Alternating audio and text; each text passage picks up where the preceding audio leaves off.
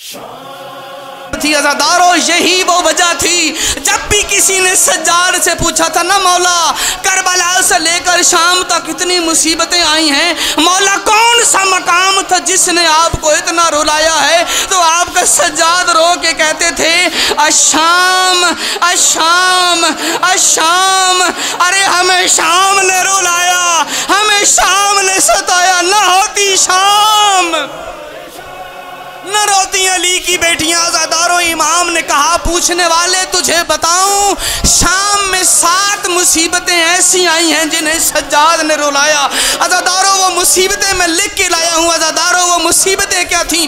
تیرا چوتھا امام کہتے ہیں کہ اے پوچھنے والے تجھے بتاؤں، پہلی مصیبت یہ تھی جس زندان میں ہمیں رکھا گیا اس کا چھت کوئی نہیں تھا، سارا دن دھوپ کی تپش سے ہمارے چہرے جلتے تھے اور رات کی تاریکی میں شبنم ہمیں ستایا کرتی تھی۔ مولا ایک مصیبت ہو گئی، دوسری کون سی ہے؟ امام نے کہا ہمیں جب شام میں لے کے گئے، عزادارو امام کہتے ہیں ہمیں اس بازار سے گزارا گیا جہاں غلام بکا کرتے تھے۔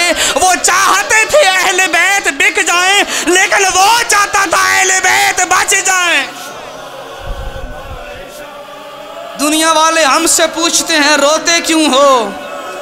تیری ایک بیٹی اغوا ہو جائے، تیرا ایک بیٹا گم ہو جائے، مسجدوں میں اعلان کرتا ہے تیری اور تیرے بیٹے کی اوقات ہی کیا ہے؟ یہ غلاموں کے بازار میں بکنے والی محمد کی آل تھی، اس لیے روتے ہیں ہم انہیں یاد کر کے۔ مولا اگلی مصیبت کہتے ہیں اگلی مصیبت یہ تھی ان ظالموں نے ہمارے گرد ایسے حلقہ بنایا ہوا تھا، ہاتھ میں ننگی تلواریں تھیں، ہاتھ میں نیزے تھے، جب بھی کوئی حسین کا نام لیتا تھا اور نیزے کی انیاں چبھا کے ہمیں تکلیف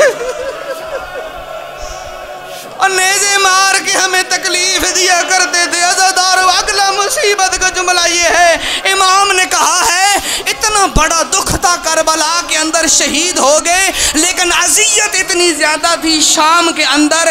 کہتے ہیں حسین ابن علی کا سر، چچا عباس کا سر ہمیشہ انہوں نے وہیں رکھا جہاں پر زینب اور ام کلثوم کھڑی ہوتی تھی، وہ دیکھتی بھی تھی، ماتم بھی کرتی تھی۔ اور دوسری بات یہ ہے قاسم اور علی اکبر کا سر وہاں کھڑا کرتے تھے جہاں سکینہ اور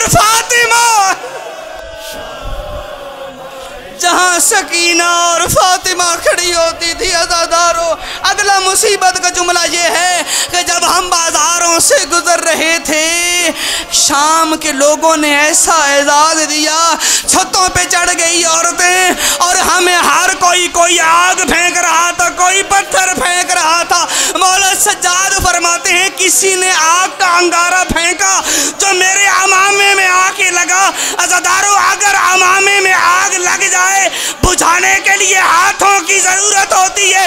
سجاد کہتے میرے ہاتھ بندھے ہوئے تھے، اس انگارے نے میرے امامے کو جلا دیا،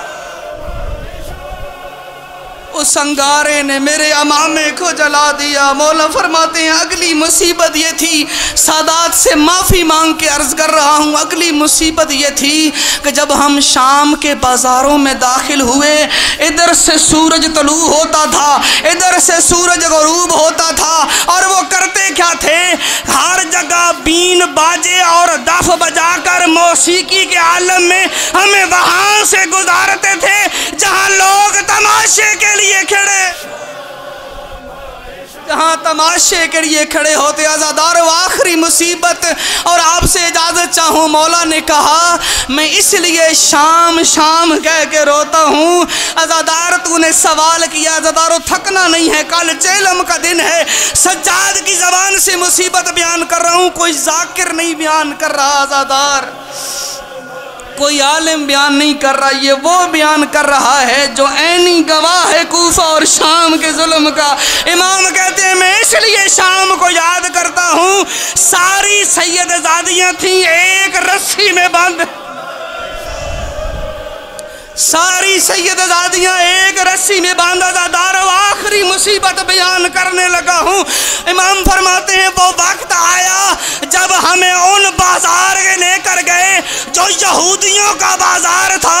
इमाम कहते हैं मुसीबत का आलम ये था, आगे आगे ऐलान हो रहा है, पीछे पीछे सैयद दादियाँ हैं और ऐलान करने वाला कह रहे हैं लोगों, और जिसके भी बाप दादा को अली ने मारा था और मैं अली की बेटियां बाजार में, मैं अली की बेटियां बाजार में ले आया हूँ। और लोग खैबर के बदले लेते रहे और ज़ैनब आवाज देती रही